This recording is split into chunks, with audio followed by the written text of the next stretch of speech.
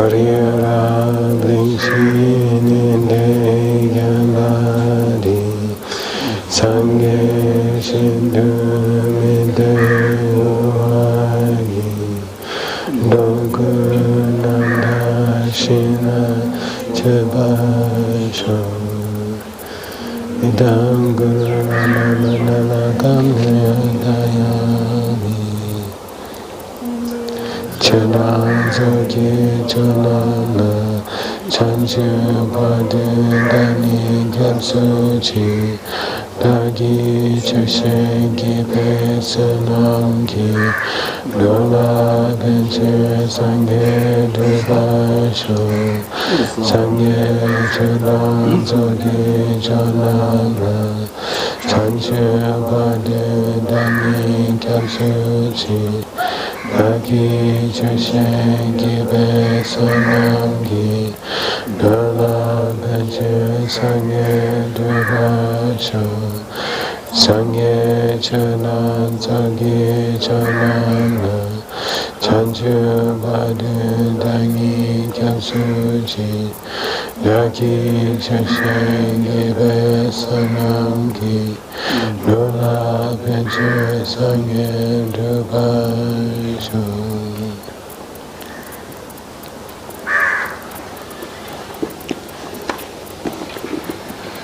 Yantari get to Sabati, Tasabati. Dage Arene, Tarishogan, Arene, Shabusumi or Langala. And it Tari less. Arene. Nine ever lecture sharing, you think call up the college, 9 cats and you check, call Loja outing to Nani. Better Yam, sorry. Dawa do see that you day.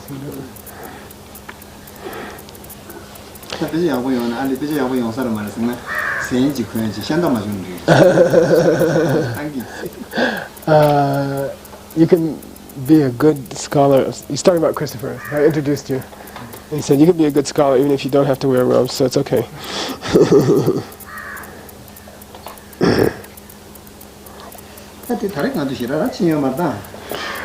We didn't get too far, did we? That's it.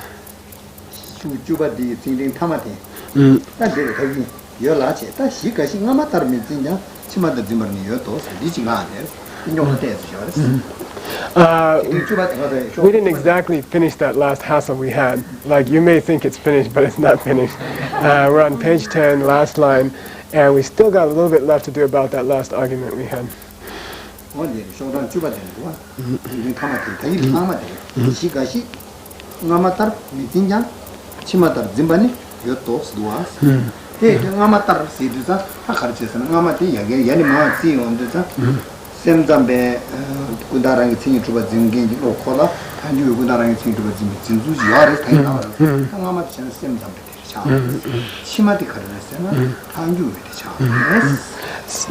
So don't forget we have two ways of viewing an object that were just mentioned, and they were talking about whether one state of mind could hold both of them at the same time.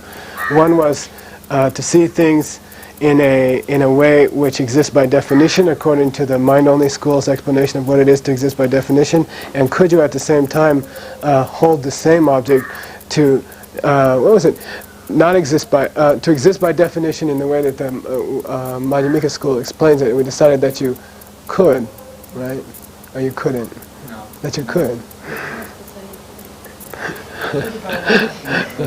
Now he's going to talk a little bit more about those two modes of viewing an object, modes of viewing nominal objects, right? You sure it's okay?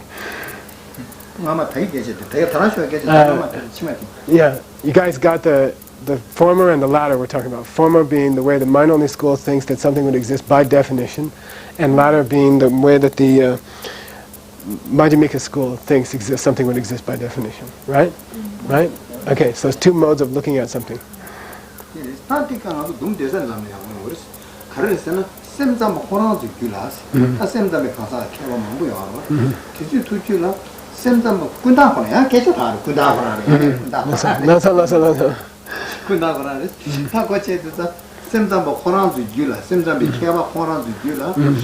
군다 콜라 미네 군다 콜라 삼로 땅에 프랑스 때 봤다지 군다랑 팅 두바레 삼 삼로 뭐 유전 삼도 거네 어 말해 많이 되는 좀 많이 어 말해 그래 유전 삼이 그래 삼은 이나야 타 탄주에도 봤다지 군다 콜라 팅 두바다 그래서 군다 대 단위에 따라 된자에 세나니에 봐 레도가 네 인자 보나 탄주에 군다랑 팅 칸도 루시샤 그세야 말 루라도 네 센다 루시샤 어 탄주 군다랑 팅 죽자고 군다 당도 코지 딩기 아래 아마 코나도 되봤다지 군다랑 팅 제지어로 코지에서 유전 삼비 건 팅 말이야 난 엔지 요래 엔지 뭐 유전 삼으로 말 군다랑 팅 죽냐면 또 엔지 요 So don't forget the two distinctions that we're making. And don't forget the object we're talking about, which is his rosary, which represents all things which are nominal. Don't forget that all nominal things means unchanging objects in the universe after you take out emptiness, right? So in the mind-only school, nominal stuff refers to all the objects in the world which are unchanging after you take out emptiness itself. And don't forget that when they are talking about an object, they say that those things cannot exist by definition, as existing by definition is explained in their own school, because they don't have an existence from their own side, right? Some true identity from their own side, and then, but they do have some definitive existence, or they do exist by definition, as explained by the Madhyamika school, because the Madhyamika school says the measure of something existing by definition is that when you look for the thing that's given the name, independent of the name, you do find an object, okay, which they say doesn't even exist. But don't forget that in this school, they're talking about, these are great scholars of the mind-only school, and they're saying, don't forget the object we're talking about is nominal objects, and in our school, they do not exist by definition, meaning that they don't exist, from their own side, they exist in imagination only, and they do exist by definition, as existing by definition is described by the Madhyamika, because Madhyamika says existing by definition means that when you look for the thing independent of your projection or independent of the name, you do find something. So don't forget that those are the distinctions being made here. And one more point, don't forget that the mind-only school, even though intellectually they understand that this thing can't exist by definition, if you press them and you said, do you see it as existing by definition, they would say, yeah, I do have an innate tendency from my past life to hold things as self-existent, which in their school means I do have an innate tendency in my mind to see things as existing by definition in the way that existing by definition is described in the mind-only school. So even though we don't intellectually believe that, we would say, yeah, we are holding things that way. Anyway, even the imaginary things, the kuntak things, okay? So we finished one big section and we can just leave it behind now. Okay.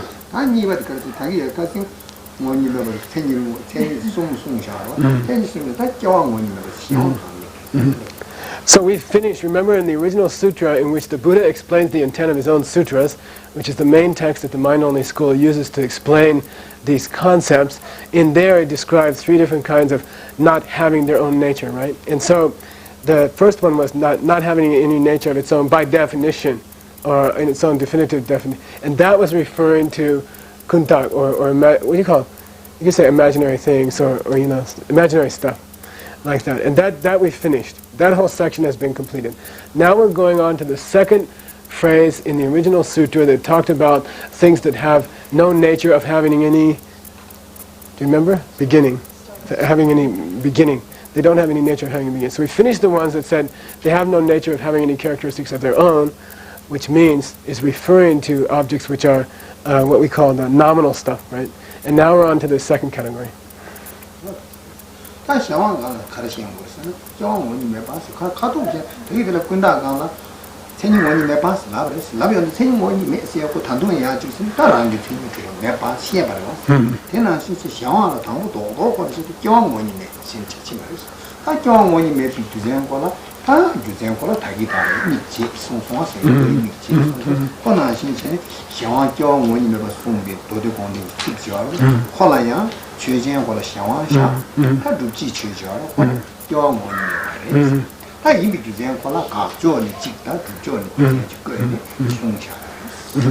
So don't forget that we have finished explaining the first kind of nature that things don't have. And now he's going on to explain the second kind of nature that things don't have. And if you recall, Jetsun Kappa said, I have opened your eyes to the meaning of the sutra, and don't forget to use these two different explanations, one a positive side, one a negative side, one saying it has a certain quality, one saying denying a certain quality. Don't forget to use those two when we get to the bottom two. Remember, he said later on we're going to cover the other two lacks of a self nature, and when we get to those, don't forget that you have to use the same reasoning, which is a short explanation from the sutra, and then a positive explanation and a negative explanation. So now you do that logical statement the same way we did before. So what is the subject going to be? Let's consider all things which are dependent, right? They don't have any nature of starting from their own, of their own, right? Because, and then you're going to prove it with a positive reason and negative reason in the same way that you did before.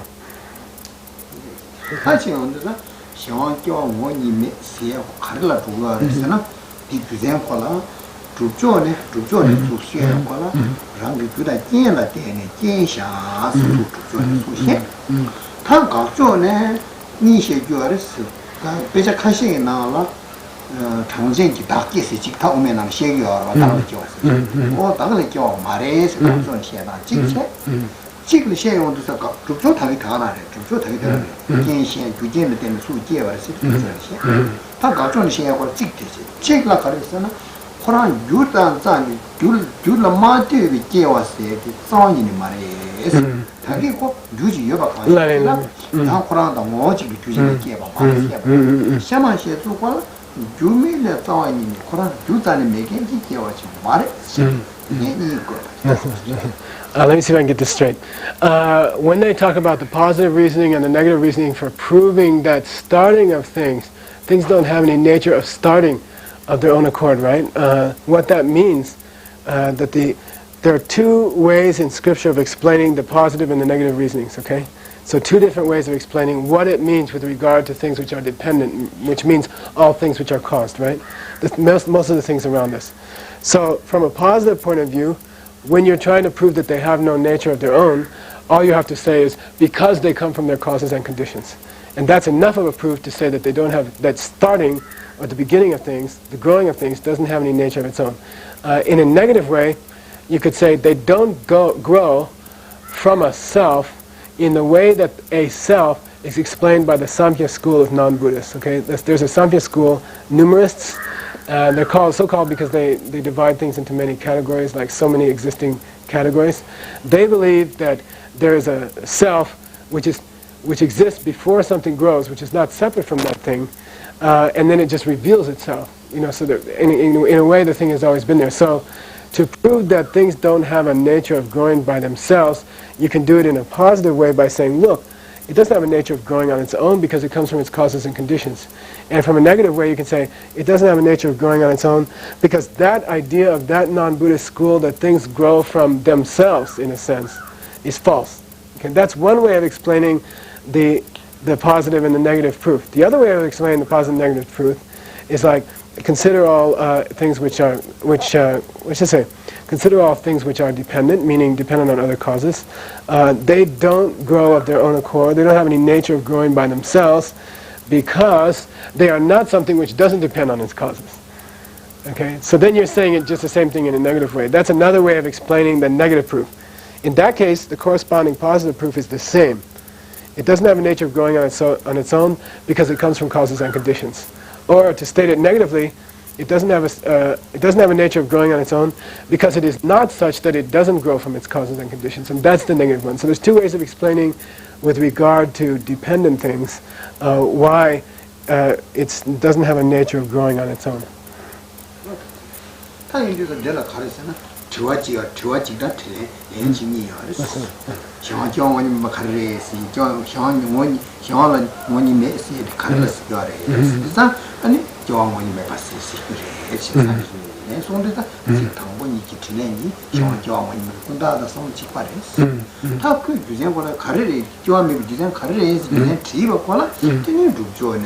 당신이 가서 주진 또 주진지 또 기에 말해.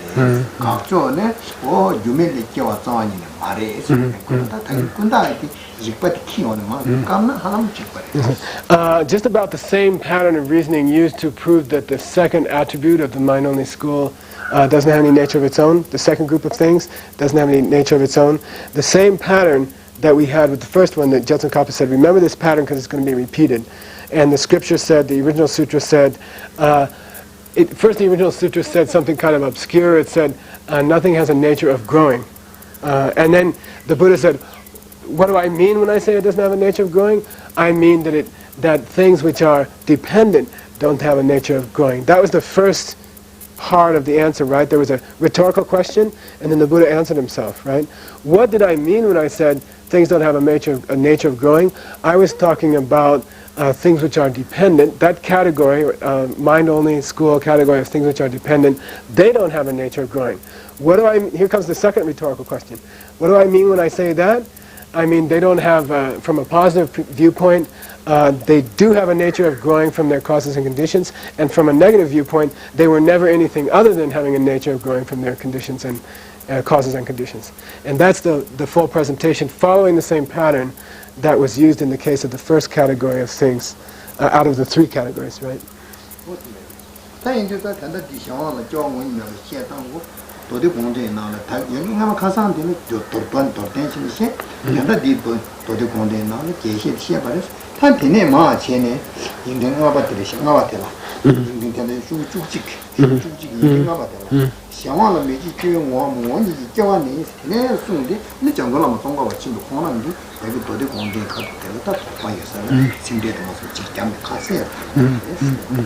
As you may remember, we are in the expanded explanation, the detailed explanation of what has already been presented earlier in what was called a briefer explanation. So in the line beginning from, really it's about the Sumbadirwa, Shawala Megyu, Ndimari. Yeah, we're on page 11, line 4, and that's where you get Jetsun Kappa is starting to give his own explanation of the sutra's explanation of what the Buddha meant when he said that things don't have a nature of growing. Okay?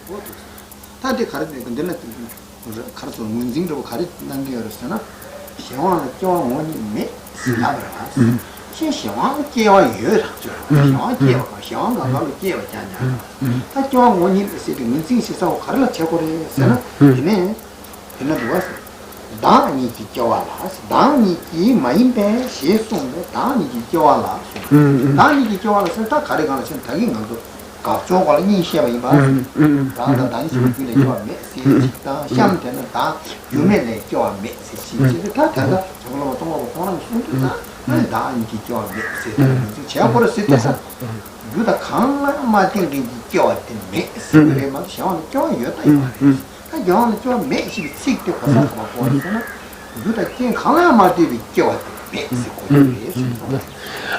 Jetsun Kappa, as usual, wants to stop here and make a clarification so that people don't start getting the wrong idea.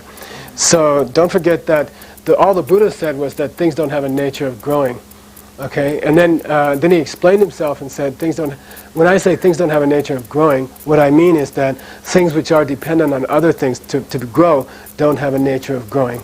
And Jetsun Kappa says, therefore Lord Buddha is not saying that those things which are dependent on other things, meaning cause things, right, that they don't have any nature of growing at all. That's not what he's saying. It's not saying that they don't grow or something like that, or denying that things which have causes and conditions grow or something like that. He's saying dependent things do grow, but dependent things don't grow by themselves. And he has to add, Jetsun Kappa says, you must add those words by themselves, because by themselves those words block or they prevent people from thinking that things which are dependent don't come from their causes and conditions. So once you say to somebody, look, when I said things don't have a nature of growing, Lord Buddha meant they don't have a nature of growing on their own. And on their own implies that they don't have a nature of growing without their own causes and conditions. And that's what the Lord Buddha means when he says things don't have a nature of growing. But don't think that Lord Buddha thinks that nothing grows or something like that. 가슴에 주주시라고 있어요. 같이 공개. 공 가르쳐 주면서 파바 통매지 중지나라 대시야. 대시야 그래서 파바 통매지 중지라 당부가 나한테 단집이 길에 좋아서 하람 lep기가 말했어. lep기가 말했어. 가리를 lep기도 했으나 오 이게 강나야 마디 비껴 거라 동생 지구도 송겨했어. 대가를 쓰는 리샹는 도와서 영원히 몇 번 오지. 딱 리링리는 같이 송 제 눈바들겨. 괜히 라왕기 교환인데 예바디. 여기 당이지 교환 메시에 라왕기 교환 메시에. 세고 가르쳐는 파바통에 좀씩 두에 나가. 두진 남네 땡칭 저와 중앙 이미 쳐를 쓰면서 두진에 소때에 끼어버렸어. 땡기도 교환 인기.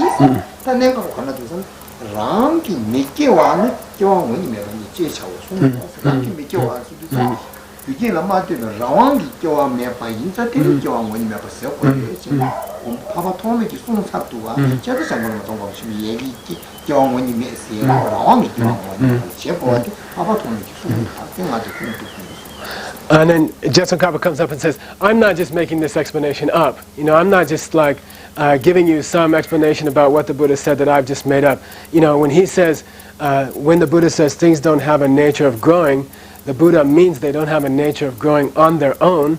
And that means they don't have a nature of growing without their causes and conditions. Jetson Kappa wants to impress on people, this is not just my idea, this is not just my interpretation of what the Buddha is saying. I've got scriptural authority to show you for that, and we can quote again Master Sangha, who's the big founder of the MindOnly school. Remember, we're trying to prove that it's true for the MindOnly school. So he says, I can quote Master Sangha, because it's the following line of reasoning. When the Buddha said that things don't have a nature of growing, what he meant was things don't have a nature of growing on their own, and what growing on your own means is growing without causes and conditions, or growing independently.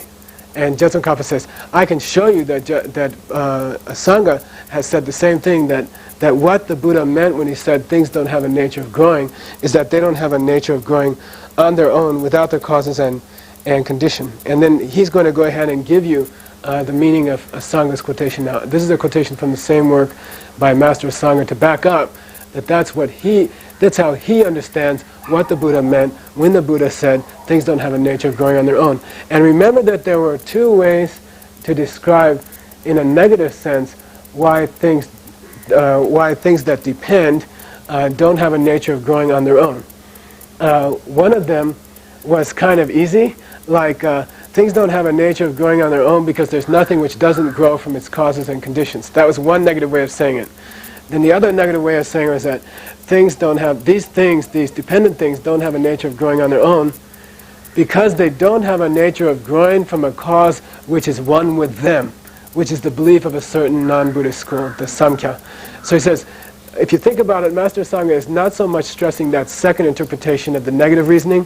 He's more going after the first interpretation, which means things don't grow on their own, means things don't grow independently, means things don't grow without their causes and conditions. But he's not so much going after the reasoning that things don't grow on their own because things don't grow by themselves, meaning that things don't grow from a cause which is one with them and which existed earlier than them, because that's a certain idea. That's how a certain Hindu school thinks that things appear in the world. It's like they existed already and then somehow they are revealed or something like that. He says he doesn't go so much after that one as after the first one. Okay.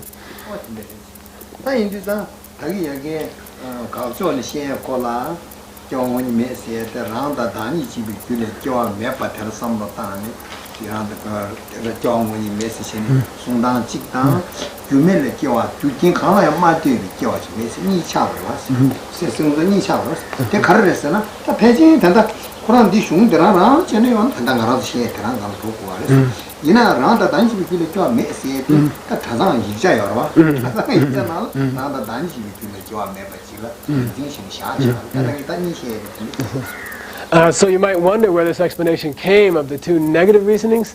Like the one that Master Sangha seems to be stressing is that things don't have a nature of growing because things don't have a nature of growing on their own, because things don't have a nature of growing in any way except from causes and conditions, right?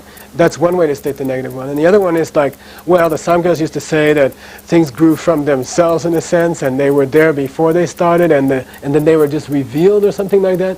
And he says, you don't see that so much in this text, but in our ceremony textbooks, That's what they stress, you know, and they stress this idea, which Jetsun Kappa discusses in other great books, that what it means not to grow by yourself is actually Jetsun Kappa and the Buddha are trying to refute this idea that was common in India, that the thing is actually growing from itself, in a sense, that it existed before, and then its growth is some kind of a revelation of its existence that was actually there before. So in our Saramay textbooks, they are stressing that second point more than you might be aware of if you just read this text by Jetsun Kappa.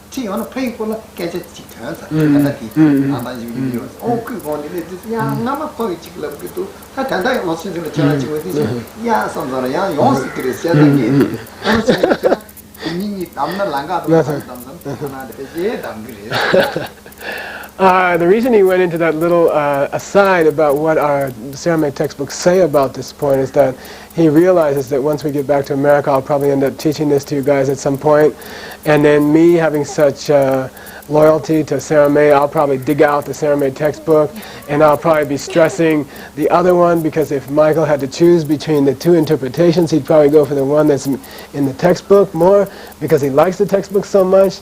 And then you guys would start thinking maybe he's making this up, but then you'll think, oh no, we heard Geshe Rinchen talk about that second one back in India, so I guess it's okay. So he's just trying to anticipate a possible problem there.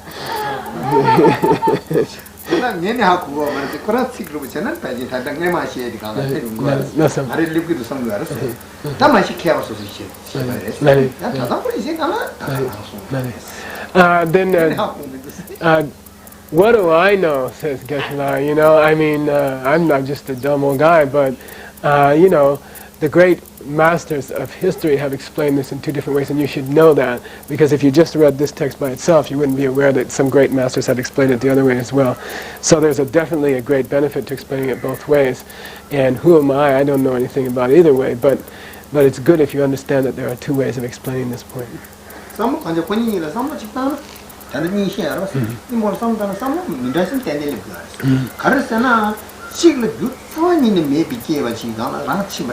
지글 중어만 많이 나야 유인비 콩르지 거 유인비 소리스 근데 걔네 제발에 시행도 지 유유주지 강라 삼다네 다 대용거 와 걔네 겨 말했어 지글 유자니 겨 유사 내빠지 삼다 그래서 프랑이는 삼다 와는 손을 갖고 니 There are two very beneficial realizations you can have from the two presentations, because the second presentation, which says things are not such that they don't grow from their causes and conditions, you know, makes you aware that a thing cannot grow. It's denying, it's giving you like a mental picture of something growing without any causes or conditions at all, and then it's denying that thing.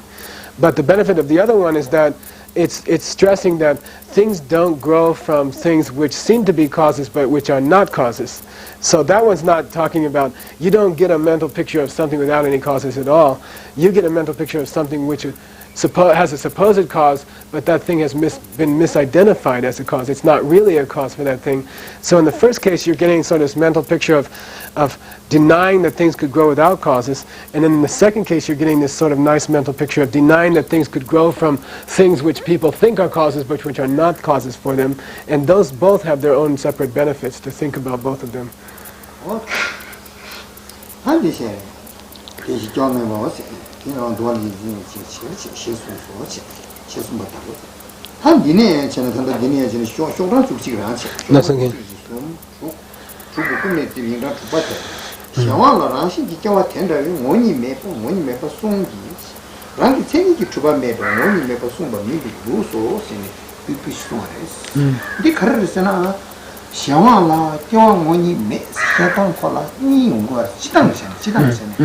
샘잠배 샤왕의 경원이 메시는 랑가스로 도주 직당 탄주에 샤왕의 경원이 메시는 메주지 강라 도주니야 오코니기 유비나네 단다 샘잠배 루인자 탄주의 나신기 경원이 매봤어. 아니 어떻게 생각해? 아니 나가니 없어.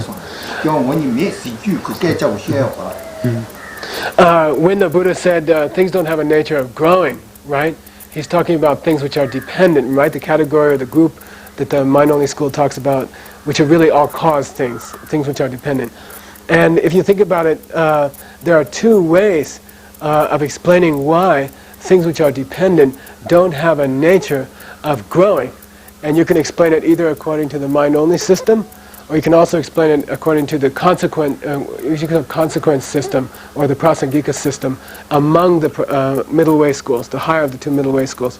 So really, when you get to this point, when you're trying to explain what the Buddha meant when he said things don't have a nature of growing, you can either explain it according to the mind-only school, or you can explain it according to the consequence school group among the middle way school, which is the highest explanation of it. 너도 공대 나면 시험 교환 원이 송여로 다때 샘담에 세원도 다 다기 대란 거 알았어 나한다 집이 그래 저 메스나다 야나 요즘에 라왕기 교환다 메스테치 말했어 탄주에 너도 공대지 시험 교환 원이 세고 탄주에 남가 간다지간 누워있으나 라왕기 세니기 두 교환돼 와 말해 송여 알아 나가니 되겠어 너도 공대는 시험 교환 원이 미시 남가 걸어도 사고라 Even if you just restrict yourself to this sutra, which as you remember is called the sutra in which the Buddha explains what he really meant when he taught the sutras, right? And if you just restrict yourself to that, there is an explanation that's going along the mind-only school way, and there's a separate explanation that's going along the consequence groups of the middle way school's explanation, right? And I can repeat for you the first one's idea, the mind-only school's idea is that what it means when you say that things don't have a nature of growing is that you are saying that things don't have a nature of growing without any causes and conditions. But when you get to the Madhyamika, Prasangika explanation of what the Buddha meant when he said things don't have a nature of growing, he meant things don't have a nature of growing in such a way that they exist by definition in the way that the Madhyamika schools explains what existing by definition means, which you guys surely remember.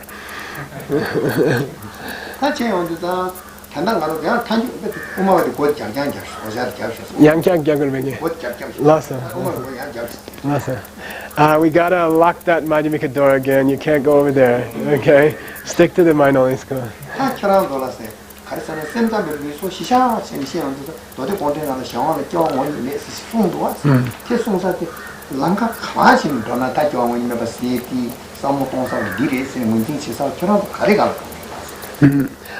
So we're back in the middle way school. I'm sorry, mind-only school.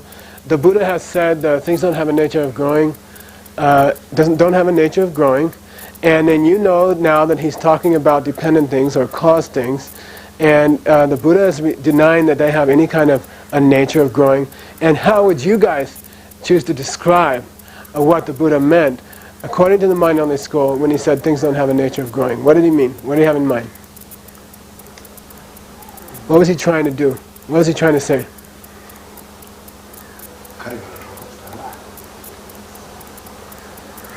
Can't go that way. Madhyamika room is shut. Door is shut. Gotta go mind-only school. You're in the mind-only suit now. So what did he say when he said that things don't have a nature of growing? Nothing other than their causes and conditions.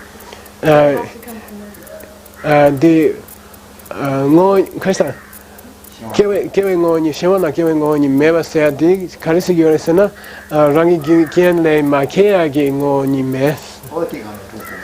Oh, that's the right way to go. Yeah, that's how you have to go.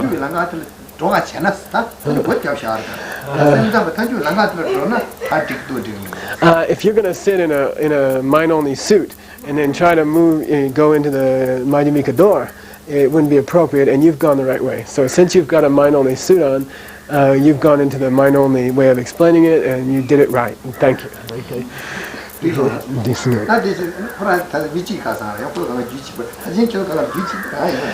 So now I'm quite convinced that all of you are of a single mind stream, because only one of you chose to speak. So I assume there's only one mind running all these bodies in here, and I'm sure if you had all had your own mind streams, you probably would have all answered me at the same time. 야 가지 들려 알았어. 마음에 가는 미 마음에 있는 지 손도서 마음에 가는 찌기 찌기는 셰를 마음에 가리는 말세 마음에 가리는데 저 매우에 나가죠. 세상에 미가 가는 맛이 나가도 치지 않아야지 알았어. 난 그게 있네. 우리 찌기 셰. When you get into the army, you know, there's everybody lined up in regimental columns, you know, and then the marching master says, "Okay, everybody, raise their hand," and there's this, and all the hands come up at the same time. So I guess it's almost like one mind running all these bodies. So I suppose we just have one mental stream here that's running all these bodies, just like in the army, you know. Just kidding. Oh, don't say this, huh? That is it, Ali. John, when you miss your good hand, when you go that, and then touch the So we'll take that second discussion, which is of the cause things, right, dependent things, and we'll leave it aside for now, and we'll go on to the next one. That sounds like a Mayinga to me. Okay. I am the Karahan Kasaya. When you make a song, you are on training when you meet, your when you meet, and the morning. That's the thing when you look, watch out for him, you when you watch out for him. I turned the morning over the gun, that's such a big and I'll live there. And to turn on when you meet, see a cook on it, turn the morning you go. I have Langa Nisha, Yam, Miss Randy, turn the morning you meet, see a cook, Langa Nisha. So we finished, among the three groups that are posited by the Mind-Only School, we have finished what the Buddha meant when he said things don't have any characteristic, right? They don't have any nature of having any characteristics, which referred to, was it Yongdup things, right? Was it? Kuntak things, sorry. The nominal stuff. And then we finished the second group where we talked about that things that grow don't have any nature of their own. Things don't have any nature of growing on their own, which is finishing off the second group, which is called Shenwang, dependent on others. And let's close those two doors. We've locked this up. We've locked this up. Now we're on to the third group, which is the last group. We got to go into the Mind-Only School's interpretation of what it means in the third group when the Buddha said things don't have any nature of being ultimate. And he says, again, we have two options on how to explain what the Buddha meant when he said things don't have a nature of being ultimate.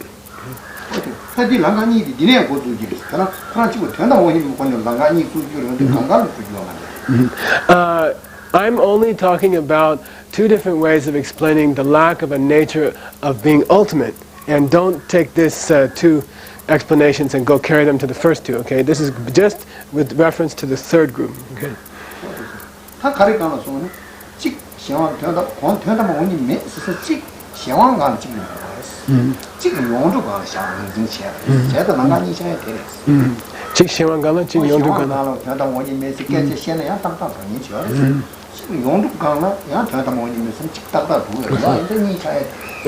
The way in which there are two ways of explaining what the Buddha meant when he said that things don't have a nature of being ultimate. The first one is the way in which things which depend on others are not ultimate. And the second is explaining how things which are what we call total existence or emptiness are not ultimate. So actually we're describing the lack of ultimacy with the second group, and the lack of ultimacy with the third group is the meaning of lack of ultimate when you're talking about the third group. Okay.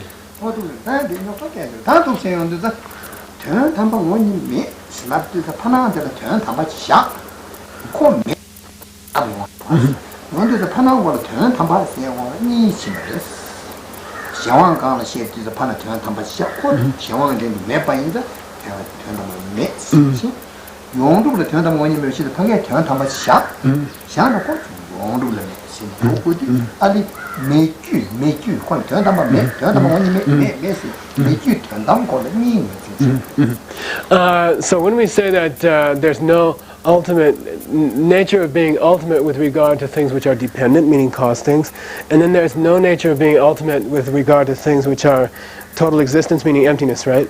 So we are dividing into two kinds of ultimate, aren't we?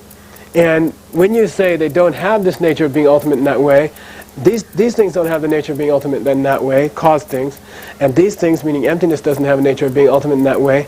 What we're really positing is two kinds of ultimateness which don't even exist. Okay? 단들 난가니 여서 빼자 비지나는 가르쳐는 쭉쭉치. Listen. 쭉쭉치 제분이에 인간 숨바타라. We're page 11, third line from the bottom for those of you who are following the Tibetan.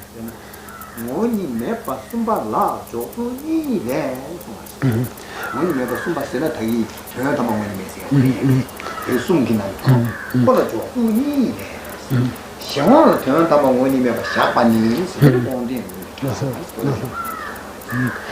Then the text itself here, 3 lines from the bottom of page 11, says, in the third kind of a lack of nature, which as you know now refers to the lack of nature of being ultimate, there are 2 ways of positing this lack of nature.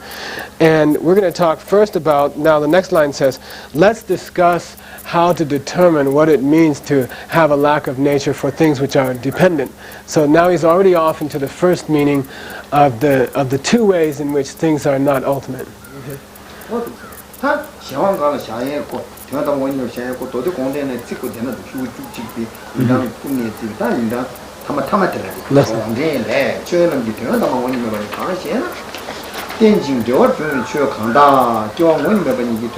원님에 봐 대단히 변하다 원님에 봐요 민노 대지시는 돈을 한다고 주어나는 나바다 멤버 가인 받은 변하다만 임해요 전혀 원이 팀이 됐나 봐도 멤버 많이 임해 뒤지 변하다만 뒤지 괜히 변하다 원님은 제일 자고 실수는 이 바도로 도대 원님 공간 도대 원님 시거래서 사들은 한 정도로 정도로 지금 야 뒤편다 좀 양도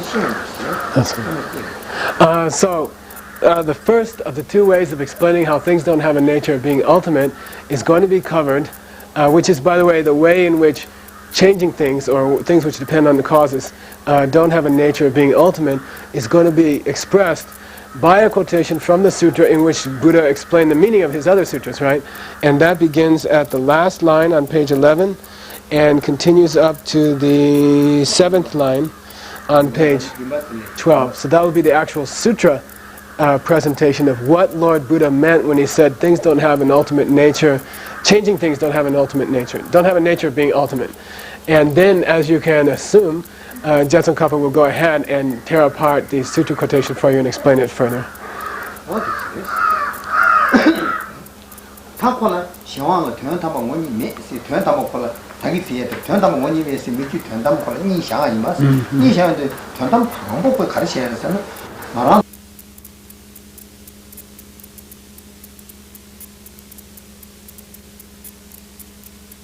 Itself, and in each case the explanation of what ultimate means is a little tricky and a little bit different. This one refers to what we call ultimate truth. When you describe ultimate truth as that object which is perceived by the direct perception of someone who's perceiving emptiness directly, right? When we describe ultimate truth as that object which is perceived by a person who's perceiving emptiness directly, the reason we call that object ultimate truth or ultimate reality is that it's being perceived by the ultimate state of mind. So the word ultimate, as applied to ultimate reality, actually refers to the state of mind which perceives emptiness directly as being the ultimate state of mind. So when you describe its object as ultimate reality, the adjective ultimate actually refers to the state of mind which is perceiving it and not to the object. And this ultimate reality in the mind-only school is being denied of things which have causes. Okay, ultimate reality in that sense is being denied of things which have causes, and I hope he gets into more, I'm sure he will. The other kind of ultimate refers to the ultimate gakcha, and you guys know what gakcha means. So the ultimate thing which we deny exists, and once we deny it, we reach emptiness. So the second kind of ultimate refers to the ultimate object that we deny has any existence in order to come to emptiness. And that is a kind of ultimate which is denied by the mind-only school with regard to emptiness itself, right? So you have this ultimate, the second ultimate, which is the ultimate object to be denied, being refuted with regard to emptiness, or what we call total existence. And then the other kind of ultimate, which means the ultimate reality and the ultimate dare coming from the state of mind which perceives emptiness directly, being denied of things which have causes, or things which are dependent. Now how that's going to happen, I have to see, okay? Nothing is.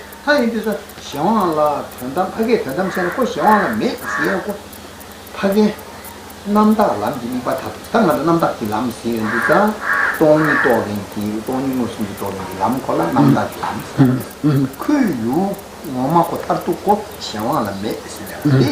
샤와라 So the first meaning, if you take it this way over here, right?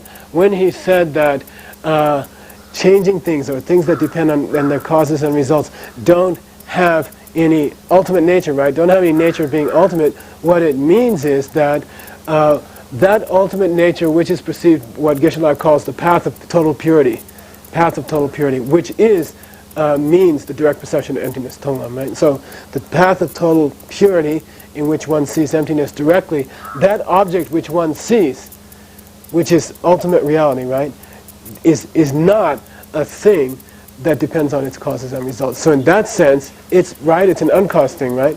So that being ultimate reality is uncaused.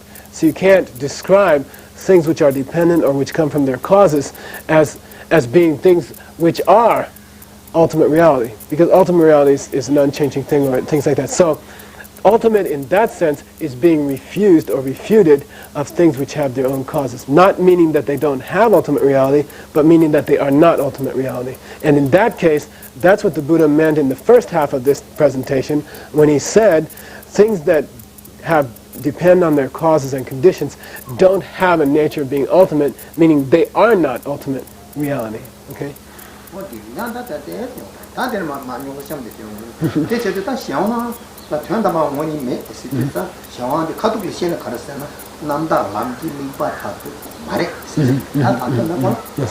So you could summarize this refutation of their having a nature of being ultimate very simply by saying things which are dependent on their causes and conditions are not that ultimate reality, which is the object of what we call the path of total purity, which is a synonym for the direct perception of emptiness. Okay, so that's how you could describe that one. Things which are dependent in the sense of coming from their causes and conditions are not the object upon which the direct perception of emptiness, which is here called the path of total purity, are not the object which it perceives. Okay, so in that sense, we're denying a nature of being ultimate of things which change.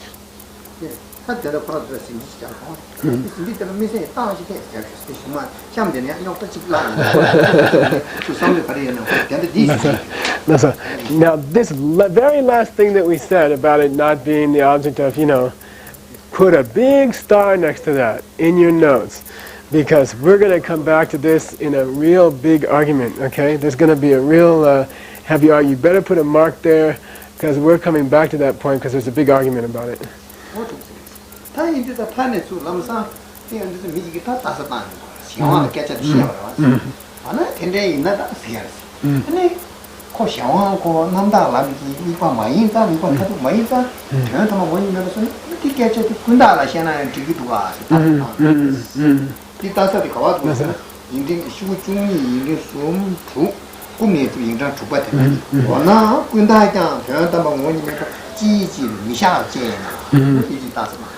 Now, having just said what we just said, it's going to incite a big fight, which is not the fight he was talking about before. Okay, now another fight.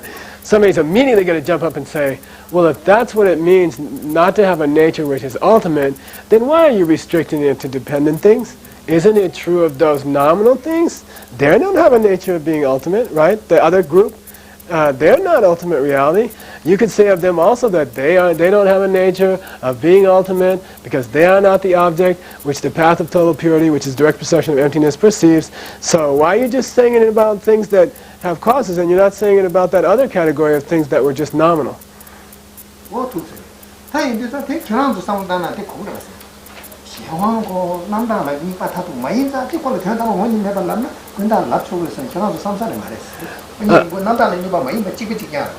So what do you guys think?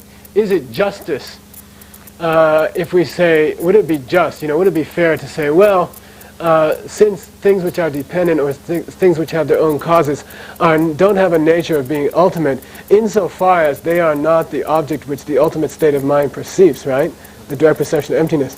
Do you think it'd be justice or fair to say, well, then we got to go ahead and say about that other group of things which are nominal, right? Which are just constructs of our imagination, right? Constructs of our mind. to be fair, we'd have to go over to them and say, well, they don't have a nature of being ultimate either. What do you guys think? Would it be fair or not? If you think about it, it's the same thing, isn't it? Keyoresa. Keyoresa. Good doctor.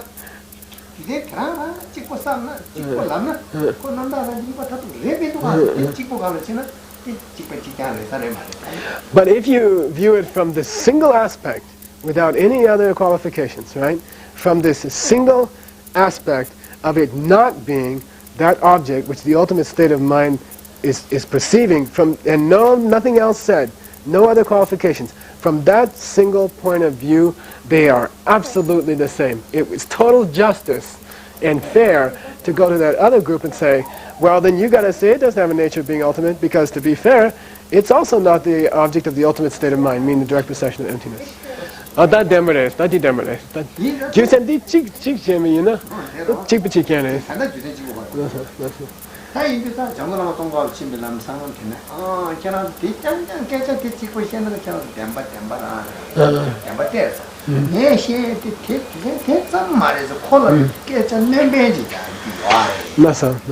And Jetson Kaba himself is forced into the same position of saying to that guy who just made this objection, he says, you know, just from that one point of view, I have to admit that if there was any justice in the world, that we'd have to say that that other group is also lacks any nature of having the ultimate, being ultimate. And yeah, you're right.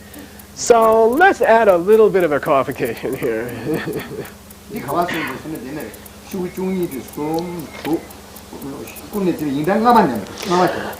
5 lines from the bottom, page 12.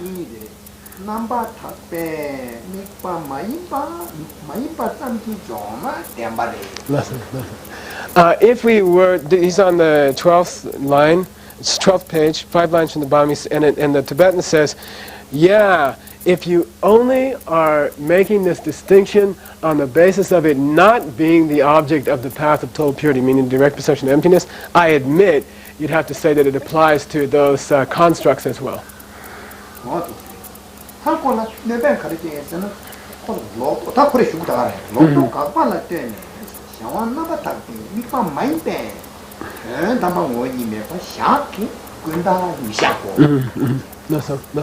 But the reason we said this, that we described things which have causes as not having a nature of being ultimate, and the reason we didn't describe the constructs as not having a nature of being ultimate, the reason we did that was because of certain wrong ideas in the students' minds. We have to address the tendency of students to have a wrong idea about changing things that most students wouldn't have about a mental construct. And that's why the Buddhists only said it about things which are changing, about things which are dependent. Only about those things did he say they don't have a nature of being ultimate, because that's the one where most students have a problem.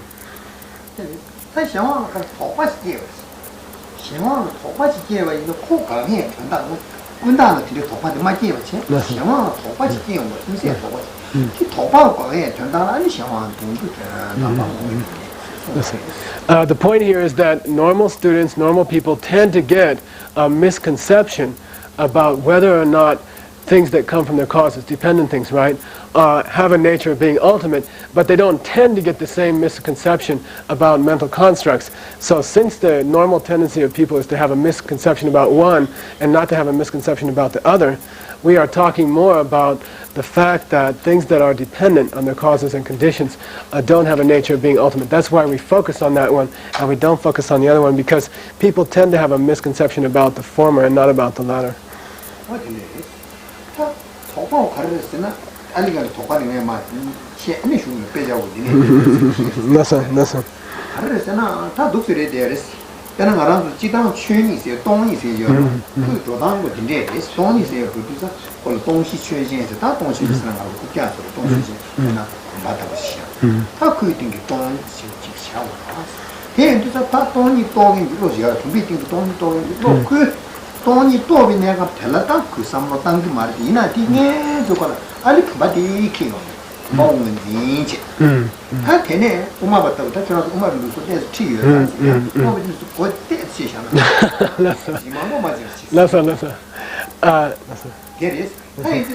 batabi tindu dembar mepa ko topa chepa la ngala phumba ko munjin che phumba ko sose lo cha chu ni to dembar to to chande de che to sa phumba ba ko samo stang gu ni khanga chini te ku lo shama chi ta phumba de dembar ma de de sha samo ko gu 다 공비 띵도 똥 dembar ma to topa chepa ngala phumba ko samo stang gu ba 젠다 뭐 대단 잡으지 스타일이 그래도 엄마 치유 자 근데 어디에 섬지 배우 되냐 좀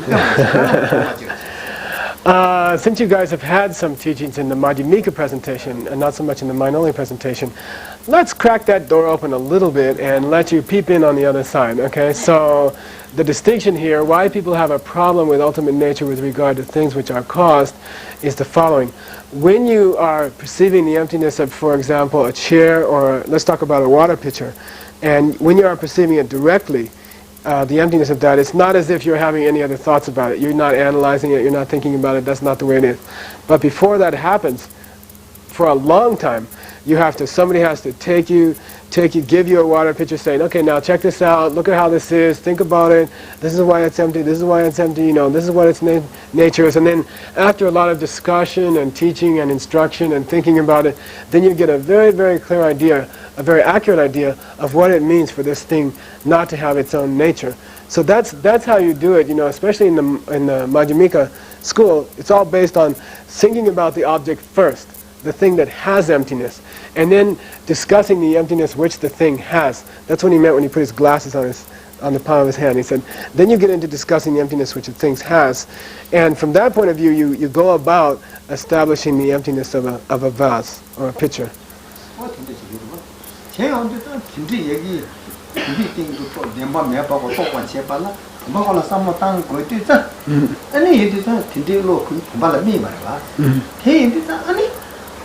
다 분비팅도 대만 매바 떠게 이거지 분바콜로 냥아망아마 코레 단단 카톡들 싸움마다 냥전 분바지가 싸움을 땅서 다 인디서 팬시 분바티 그 뭐마지 달리냐 싸움 떠게 분비팅도 또 내매 떠게 이거 다 요런 뭐마지 다 뭐마 타르뚝 그 또에 최 뭐마 타르뚝이 레샤 이런 오빠지 자기 오빠 요새 The reason that students might get into having a confusion or a suspicion or a misconception that things which come from their causes and conditions might have a nature which is ultimate rather than the things which are constructs, right? The reason you're more likely to get into hot water with the first one is from being aware or understanding that the process of perceiving a thing's emptiness first depends on examining the thing which is empty, and then secondly examining the emptiness of the thing.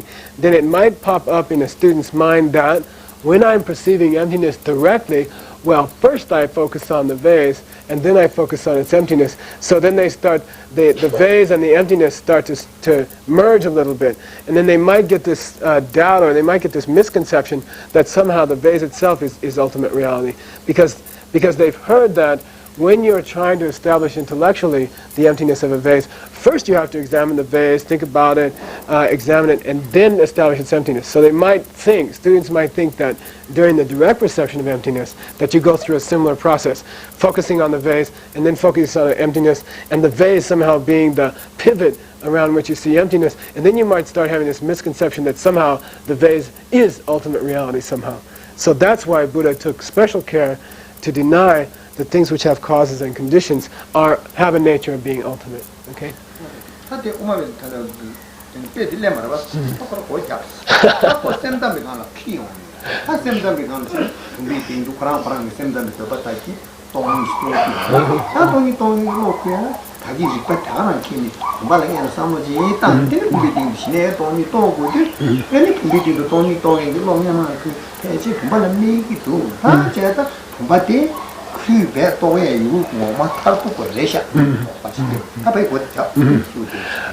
We went in that crack in the door to the Madhyamika, we brought it out, that example. We're going to employ that example here in our explanation of MindOnly. Please be careful to shut that door.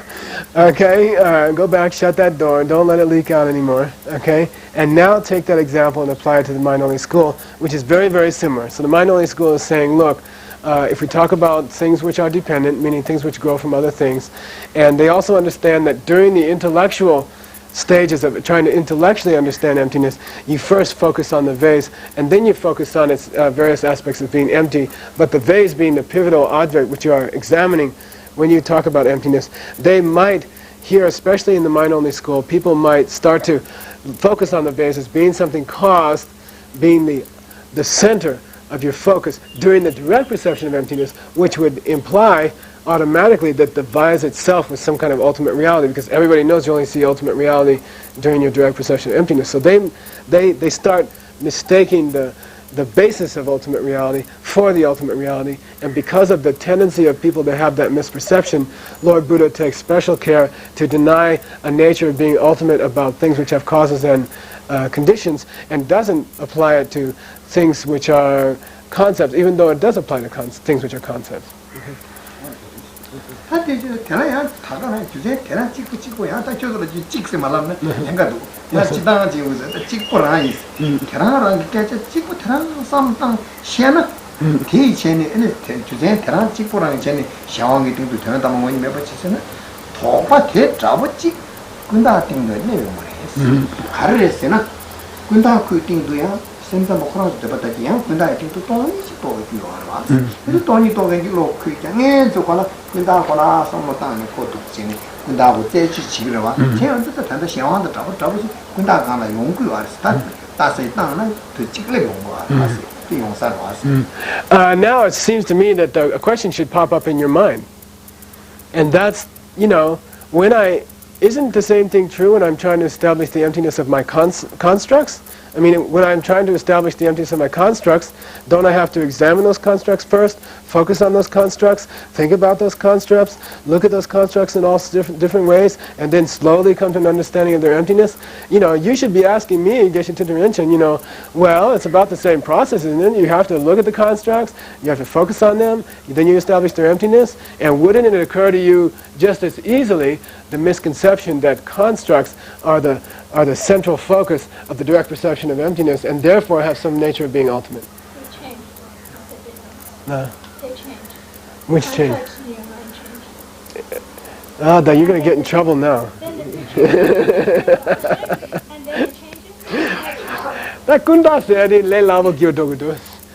Shewan seri kale kane gyodogudus. That, you know, kunda seri ki chidan semnange sabachire chesanko kechime gyodogudus. That the they dopa the ke le lavo mares. That Quran some he says you're almost anticipating something that comes later in the text, but we'll leave it for now. But it's a pretty good idea, and it's actually going to come in the text later, something very similar.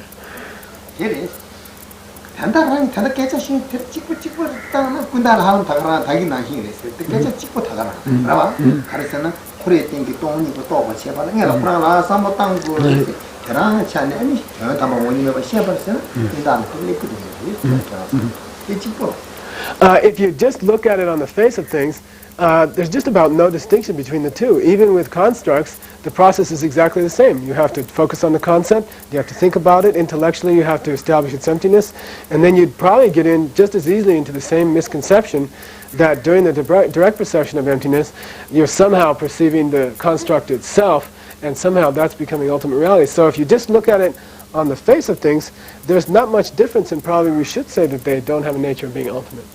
But you know, yeah. That there's remember that what you should do. Repeat it.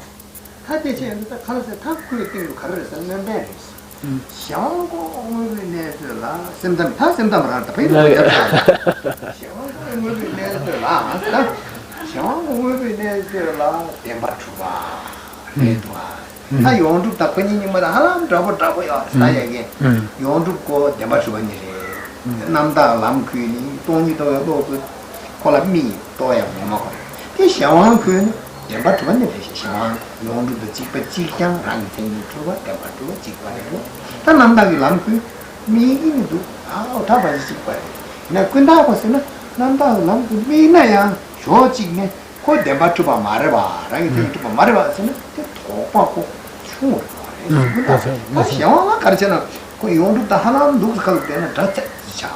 이게 도파 치예요. 얘다 이지도 도파디 가요. 아니 어때? 도파 치예요. If you think about it, which ones of the three groups exist according to the mind-only school? Let's shut that Madhyamika door. If you stick to the mind-only school, if you think about it, of the three groups, two of them, according to the mind-only school, exist really or in truth, you know? And then the third one, which is those mental constructs, according to the mind-only school, they don't describe them as existing in truth. So although it's true that you could examine mental constructs and come to an understanding of their emptiness, because in the mind-only school, they are not considered to exist with the same reality that the other two are said to exist, especially the one being the ultimate object of the ultimate state of mind, right, which is the emptiness itself. It has some kind of true existence. And things which work and things which function and things which you can touch obviously have some true existence. But in this school, mental constructs don't have that kind of true existence. So our student would be less likely to have the misconception that those things could have some kind of ultimate nature or nature of being ultimate. And that's why the tendency with cause things or dependent things is much stronger to think that they could have some ultimate nature because they are said to be truly existing than it would be with mental constructs which are in this school said to not have any true existence or not to exist in reality. Okay.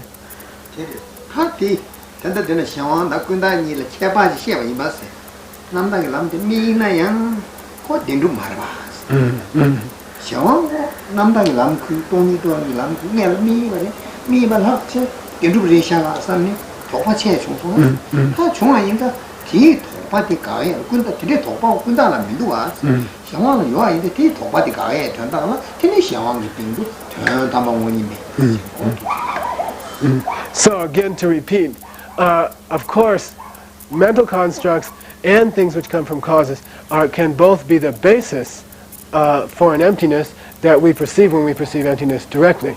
And you could have the same misconception with both of them.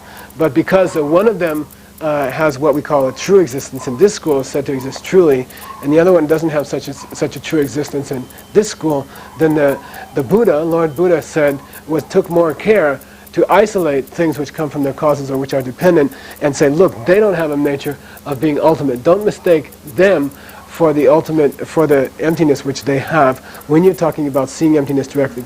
Just because when you understand emptiness intellectually, you first have to take them as the basis. Okay.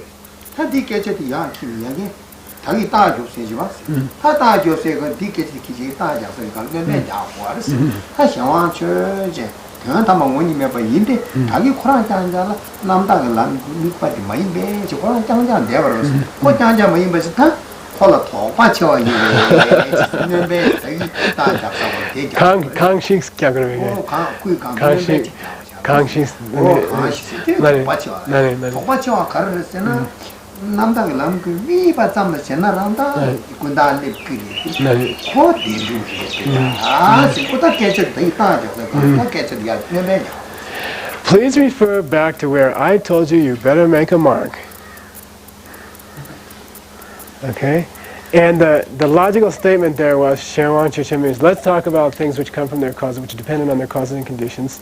They don't have any nature of being ultimate because they are not the object which the ultimate state of mind directly perceives, right?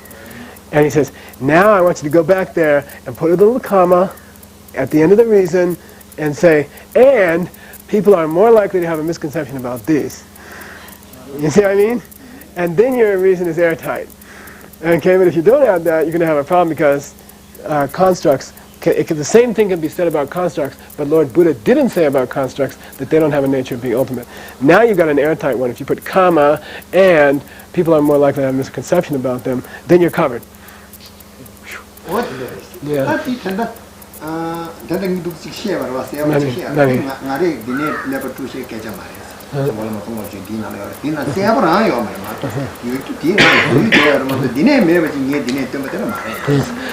Don't think this is something that I Geshe Tutu Rinchen is just making up And I think it's a cute explanation or something like that. It's right here in Jetson Kappa's writings, but you got to be sensitive to catch that's what he's saying. And if you're sensitive to it and you read it carefully, you'll catch that that's the point of what he's saying.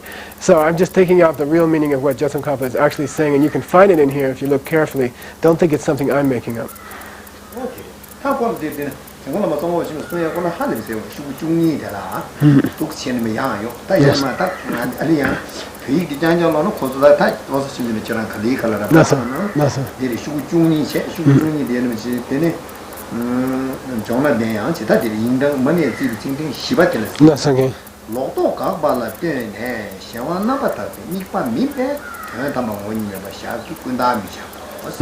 시다르시나 시다케제 티버마. 샤왕 군다기 똥바가 미네 온데 리바 타고 주와 시바나서는 샤왕이 띵 똥이고 똥용도 있잖아 지금 했다나 셨다 최신 샤왕라야 미거르잖아 샤왕이 띵도 똥이 로크 최신 샤왕 관라 미거데 해양 남바 탁비 미빠르 주로스 다 남다 미빠르 누구를 그냥 남다라 미빠르 해서는 걔네 다 버려 냥 나네. 군다라 대답이 더 반. 내래 오자로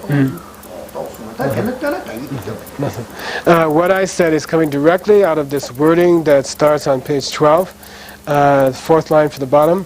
And he says, I could go through and explain to it. It's with reference to trying to refute the misconceptions that people have and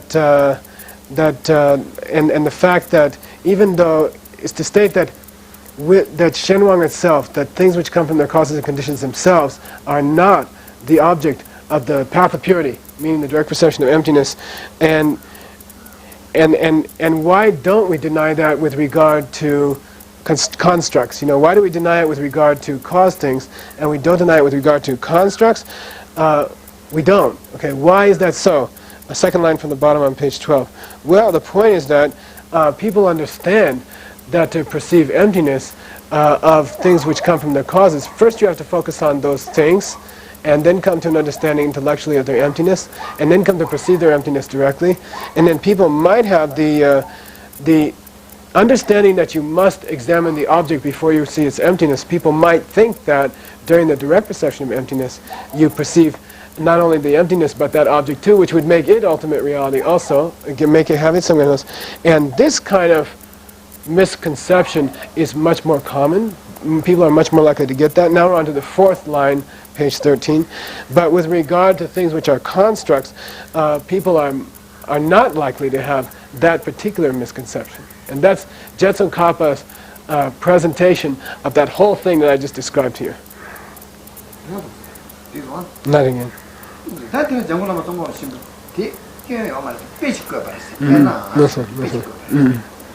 And then to further clarify what he's talking about the ease with which a certain misconception might arise in certain people's minds and not in other people's minds, then Jetson Kappa goes ahead and gives you an illustration to show his point.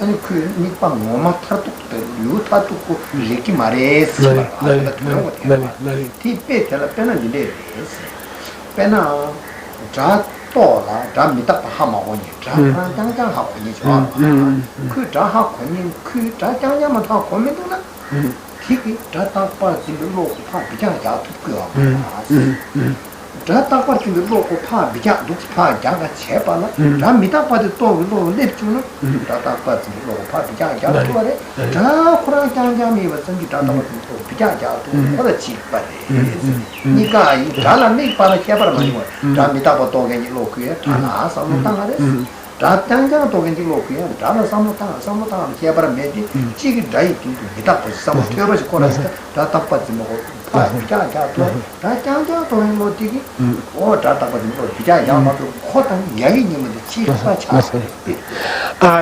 Jetson Kappa gives an illustration to prove what he was saying, and don't forget what we're trying to prove is that, be very careful here, when you perceive emptiness directly, you are perceiving the emptiness of a certain object, but that, even though you have focused on that object and are now perceiving its emptiness, it's not the point that you are perceiving that object while you perceive its emptiness, okay? It's what you're focusing on in order to see emptiness, but it is not the emptiness which you are perceiving, okay? So there's a similar distinction in understanding that sounds have a subtle impermanence, that sound itself has some kind of subtle impermanence. It's very famous in Buddhist logic texts, okay? So he says, consider the state of mind which believes that sound does not have a subtle impermanence, okay? Is that state of mind permanently pushed aside, forced out of your head when you perceive sound itself? No. Okay, so when you perceive that, when you are perceive sound itself, that perception itself, that state of mind of perceiving sound, doesn't force out of your mind the idea that sound could be unchanging or not have subtle impermanence. It's only the perception that sound does change subtly from millisecond to millisecond, which can shove out of your mind, force out of your mind the idea that sound doesn't have a subtle impermanence. But it's not that the perception of sound itself could force the idea out of your mind that sound does not have a subtle impermanence, and it's exactly the same case. Think about it carefully. We're talking about exactly the same case. The fact that you focus on that object to perceive its emptiness doesn't mean that you're perceiving that object when you perceive its emptiness. Okay?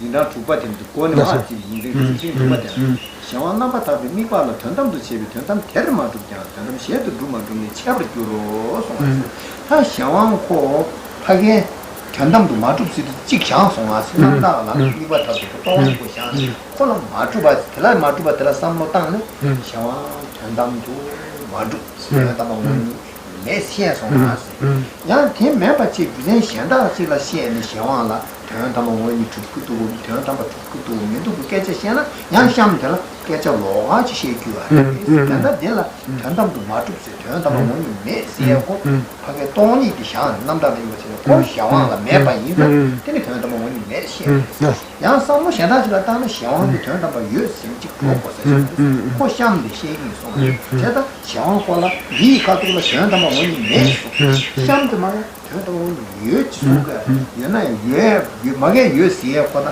된다 메시 된다 백화가 이 샴도 시기 don't forget where we are. We're denying this kind of ultimate nature of things which are dependent or coming from their causes, right? And now you know that when we say things which are dependent on their causes don't have an ultimate nature, what we mean is, when we say they don't have a nature of being ultimate, what we mean is they are not the thing which the direct perception of emptiness is focusing on. That's the only meaning when we say, in this case, that they don't have a nature of being ultimate. Now later on, there'll be a different meaning of what it is to not have a nature which is ultimate. And in that time, we'll be saying about these same objects that they do have a nature of being ultimate, and that's coming later, says Jetsun Kappa. Don't confuse these two issues.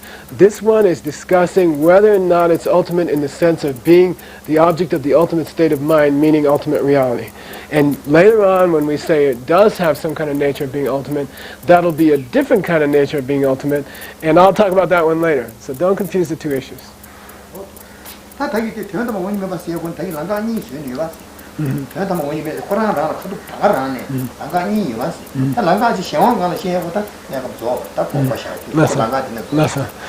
Remember when we started this whole discussion, I said we're going to go two ways with this discussion about whether something has a nature of being ultimate or not, right?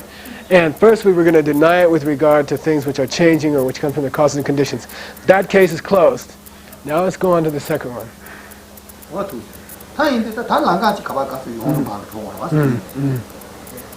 Now we got to go to the other way, which is deny some kind of ultimate nature of being ultimate with regard to what's called total existence, right? Which is a code word in mind-only school for emptiness itself. Okay.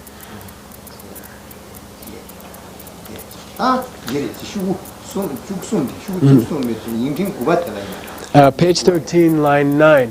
For those of you, I think, let's see, count again. And looks like number 9. Looks like number 9. That's all.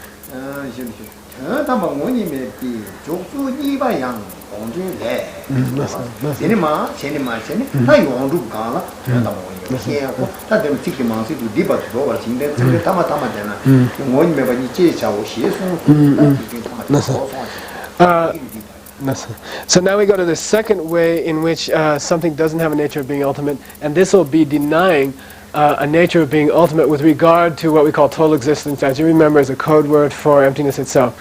And that is being treated in the sutra where Lord Buddha explains what he meant in the sutras, with wording that begins on the 9th line on page 13 and continues to the final line on page 13. So that's going to be the Lord Buddha's own explanation of the second way to go when you're talking about things not having a nature of being ultimate. And here we're talking about total existence being a code word for emptiness, how they don't have a nature of being ultimate, which is a different nature of being ultimate, right?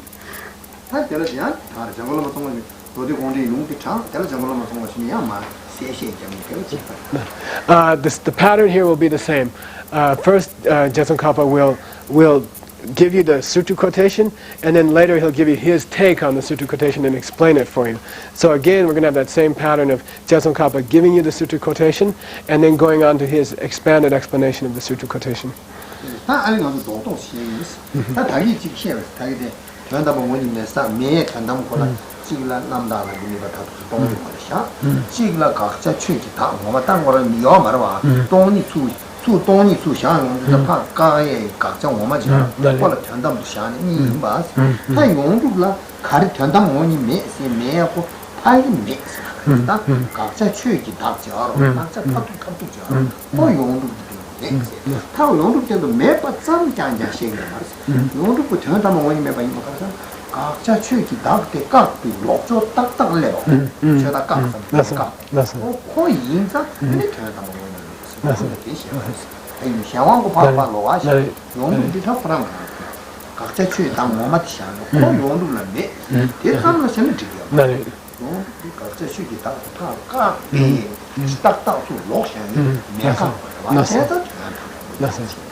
Now, when we get to the second kind of lack of nature of being ultimate, just set aside now all that one we just talked about with things which are dependent, things which come from their causes.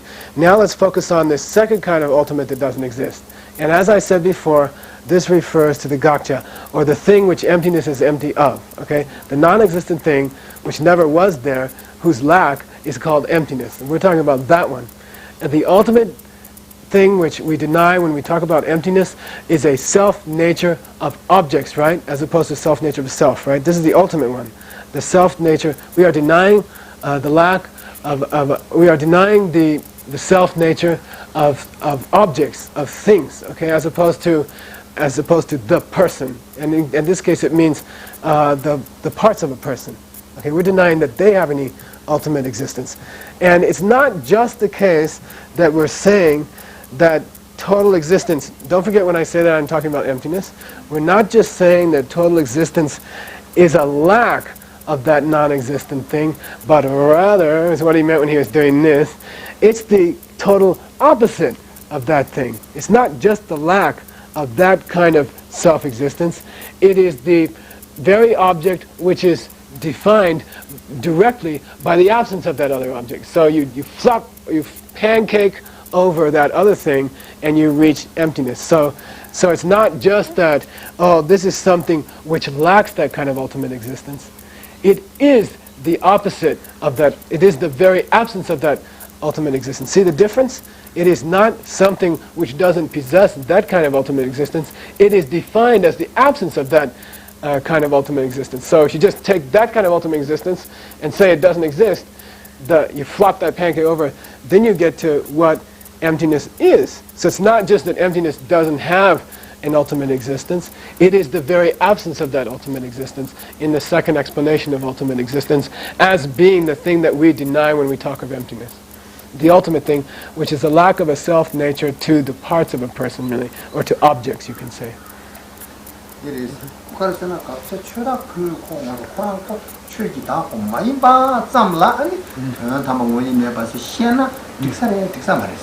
Oh boy, here we go. Gacha Tsamma Yimba.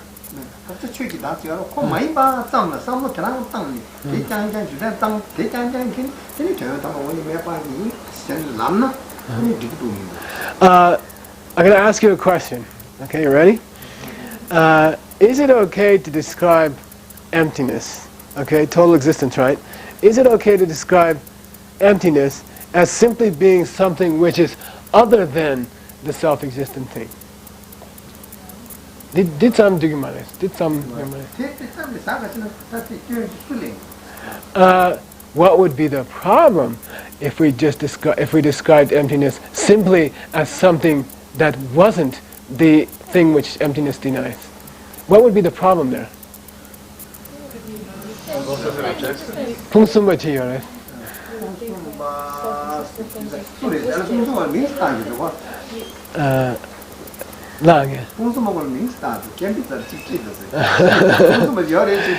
If you say there's another possibility that there's rises there, if you describe it that way, well, would you like to tell me what that possibility would be?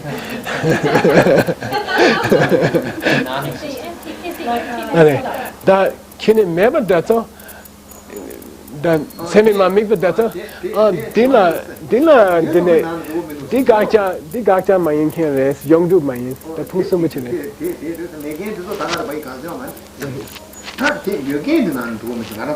Okay.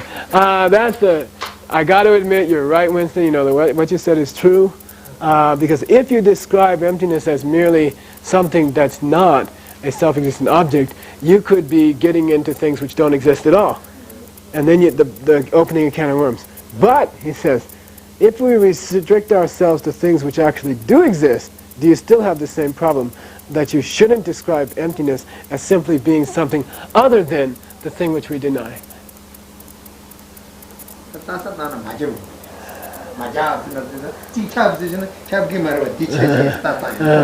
If I give something and say, oh, that covers everything, and in your mind there comes an exception, and you say, my God, it doesn't cover everything, well, you better be ready to give me this exception. So give me that exception. Let's go, man. Something which exists, which wouldn't be covered properly if we described it as simply being other than a self-existent thing, rather than the total absence or the simple absence of that self-existent thing. Well, if something is other than the self-existent thing, doesn't that imply that the self-existent thing actually exists? Oh, that's pretty good. 다 또머니 세야디 각자 마임버들에서 세나 근데 각자들 유버치에서 슐러 키기요레 슐러 땡이요. That's not right.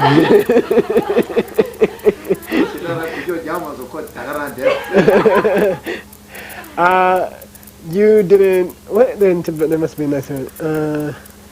You tried to go somewhere, but you just kind of squeaked a little. That's okay. You tried to make a move, but you just twitched. How's that? You're still sitting in that chair, squirming around. You didn't get up off that chair.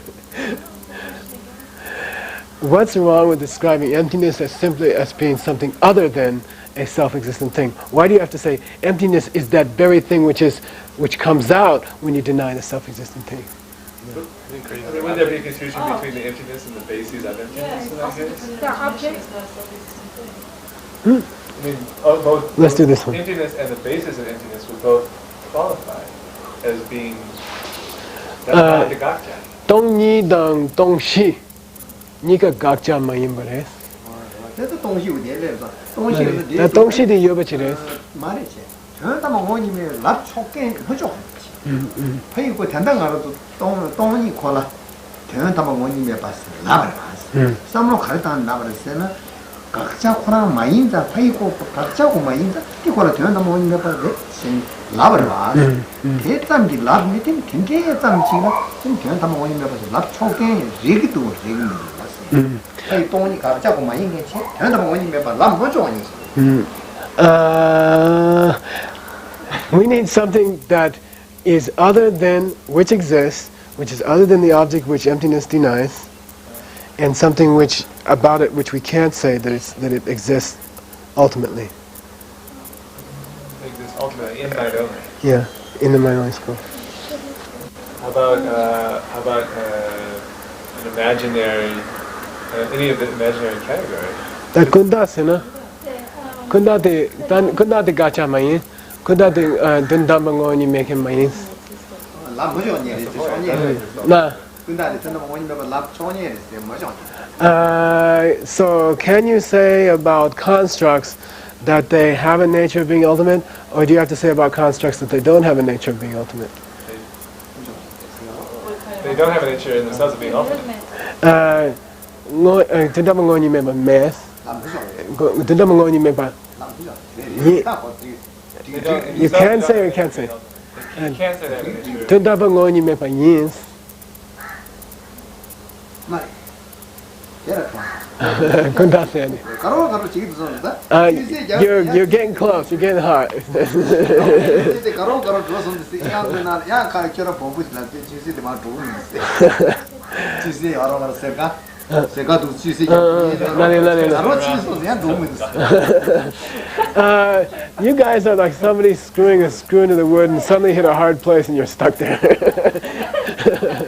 But you're getting closer. Don't focus on. He said don't focus on the object in itself, but the emptiness of the object itself. You have to see the object first. You have to focus on the perception of it and not the object itself.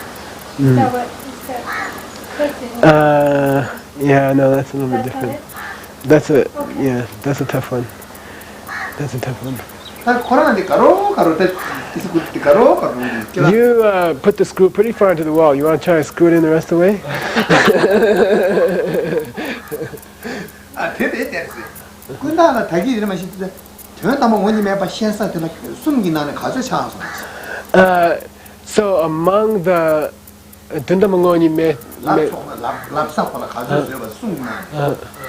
how many of the three groups of the mind-only school can be characterized as not having a nature of being ultimate?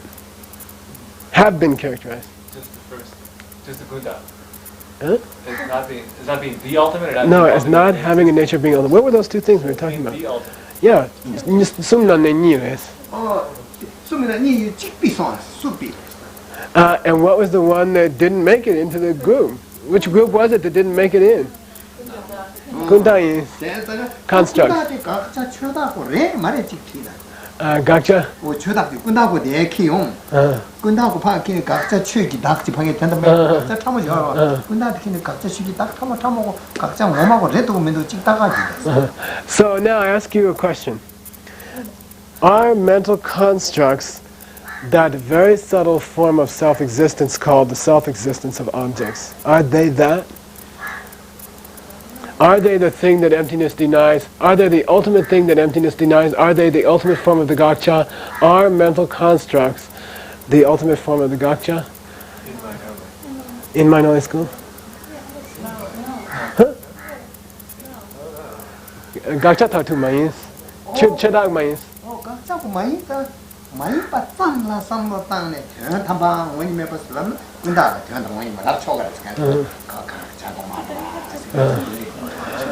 You got real close to Chilton. So he says, if you describe the meaning of not to have a nature which is ultimate as simply being something which is not the thing which emptiness denies, then people might start thinking that constructs were the thing that were that. Okay? And then the third group would be getting into this group of not having a nature of being ultimate. So that's the problem that comes up if you describe that kind of lack of ultimate existence, nature of being ultimate, as simply something which is not that thing which is the ultimate thing which we deny. If you just describe a lack of nature of being ultimate, if you describe it simply as, oh, that thing which is not the thing which emptiness denies, then people might mistake mental constructs for that, because everybody knows mental constructs are not that ultimate thing which emptiness denies. So that's why we can't describe that emptiness simply as anything which is not the ultimate thing which emptiness denies. You have to say it's the exact opposite of that, rather than saying it's just something other than that. Okay? That's why. Because then you'd be getting into what we call constructs. Because they are something which is not what emptiness ultimately denies. So that's why we can't describe that emptiness simply as, oh, that thing which is not the ultimate thing which emptiness denies. You have to say it's the exact opposite of that. Okay? That's why. Because then you'd be getting into what we call constructs. Because they are something which is not what emptiness ultimately denies. But you can't say about them that they are don't have any nature of being ultimate, because that doesn't apply to group number 2. It only applies to group number 1 and group number 3. Okay. Got it? I don't know what you mean by 1, 2, and 3. 1 I mean Shenwang, 2 I mean Kunda, and 3 I mean Yongdu. Okay. How are we doing on that? 가시게 하고. 이제다 가시 독들에 대해서. 그러나 용도 붙여야지. 간단히는 대원 담원님의 발랍 초그래. 그래서는 콜라 코 각자 뭐먹고 레민도가 각자 타투고 레민도가 이제 마인배 실수 남나 잡아먹는 So, if you say it in a debate like this, right? Let's consider Yongdu, which means emptiness itself, okay? It doesn't have a nature of being ultimate, because it's not something which is the ultimate thing that emptiness denies. Is that a good reason or not? Is that a good logical proof or not? I'll say it again. Let's consider emptiness itself, okay? It doesn't have a nature of being ultimate, because it is not that thing which emptiness denies. Is that airtight? You have to say no, you have to say Kawamachun. Not necessarily so, because there are lots of things which are not the thing which emptiness denies, which are still not characterized as not having a nature which is ultimate, and those are kundaks. Yeah, so it's not an airtight proof.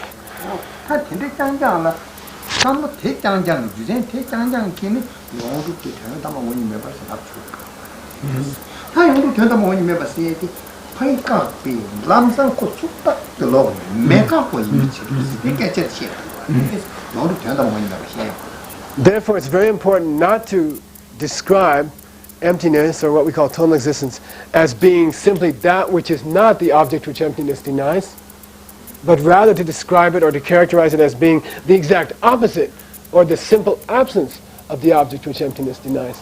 And that is what emptiness is. You can't characterize emptiness as being, oh, that thing which is not what emptiness denies. You have to characterize it as that simple absence of what emptiness denies. And the simple absence of what emptiness denies is a better way to describe emptiness than to say that thing which is not the thing which we deny. Okay?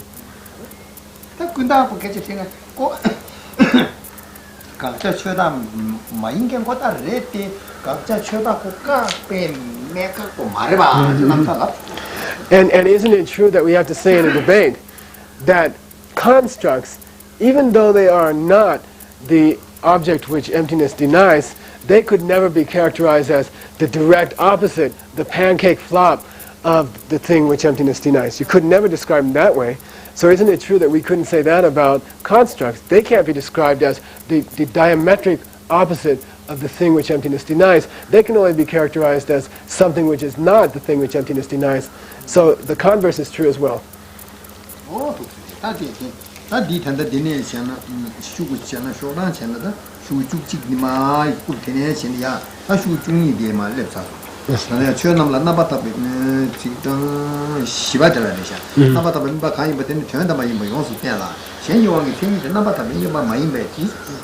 Yeah, 디차링이.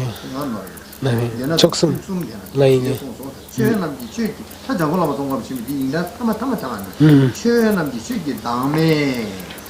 용도네 남바타베 미과 임베 대한탐바야 인라 최남지 다용원님에 랍도 채와서 깍삼 랍도 채와서 콕깍삼 인자 아니 대한탐원님에 바시 차시장차에 대한탐원님에 바시 차오 So we've gotten up to page 14, line 4, and this is where exactly the same thing is being said. Everything we just talked about is being stated here in the book. Okay.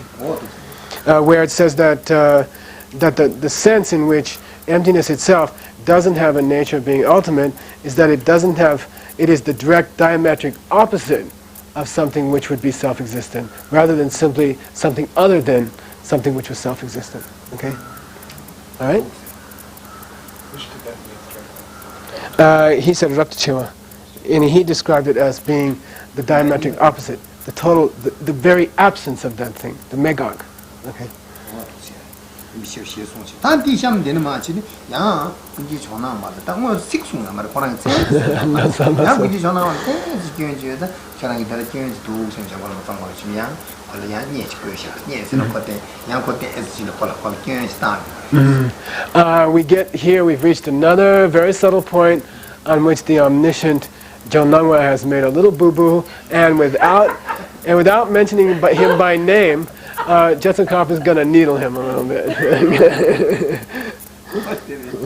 다 가르르스는 dinner 근데 전화하면 시시고라 가르는 거 있잖아. 최기 다음에 용접식을 받아 본식이 다음에 참모다 용접식 직발 차. 태인도다 최기 다음에 용접식에 거대하면 돈이 세게 각자가 삼기 매각지 말이 그래서 그지 전화하면 각자 파게 각자가 삼기 매각지 말이 돈이 있고 야면은 용접고 야면 지기 다음에 다 뒤서 직발을 받지 가가시오랑 뭐 다다지고 다코 로라 차트에서 나라도 로라 차트에서 코스템라 캔트에서 각자가 비 내가 남바젠도 각자가 비 차지네 로라 샤구고 아마 코랑 내가 나라도 부바도가 나시체 쉬기 다음에 용도세도 부바도가 나시체 오 각자 제바다도 마디어 버지는 그런 두바 각바다 두바니 되나 두바 라와지리 그게 전화하면 송가서 돈을 and here's a very subtle point. The omniscient Jonangwa has said to Jetsun Kappa, you know, you're characterizing emptiness, and by the way, you can use 3 different words. You can say Yongdup, which means, I'm calling total existence, we might have to adjust it later, okay? Yongdup, which is emptiness, or you could say that very most subtle form of lack of self-nature to objects, or you could call it emptiness. Anyway, whatever you call it, these 3 things, which are all synonymous, says Jonangwa to Jetsun Kappa, you're characterizing them as the simple absence of a self-existent thing. You know, you're characterizing them as the diametric opposite of a self-existent thing. But when you think about it, when you perceive emptiness, or when you think of emptiness, you are thinking of it as some kind of independent, positive object. And almost in the same way that you perceive a water pitcher, you see, you are making in your mind some positive, self-standing picture of the thing, and that's how you're perceiving emptiness. So you, Jetsun Kappa, are describing emptiness as the absence, as a lack, as a negative, as a thing, simply the simple absence of a particular object. But when you think about it, Jetsun Kappa, when you are thinking about the idea of emptiness, isn't it true that you're making some kind of positive mental image, almost in the same way that you do when you are perceiving a water pitcher or something like that?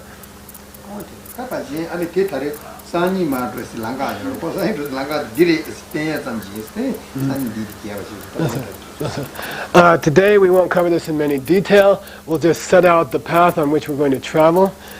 Or just have set out the path on which we're going to travel, and then tomorrow we'll discuss it in greater detail. But I just wanted to get you off.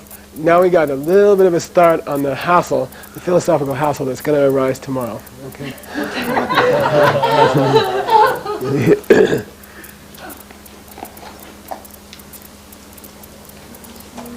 Bhagi Joshime Dotam Rirab Lingshin Inde Gambadi Samge Shindu Mide Wagi Doku Nam Takshina Chabasho Idam Guru Radha Mandala Kanayatayami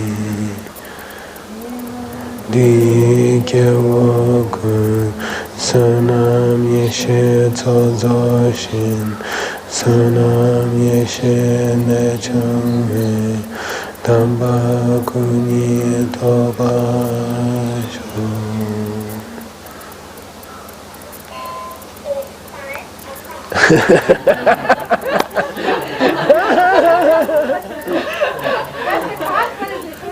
It's famous time.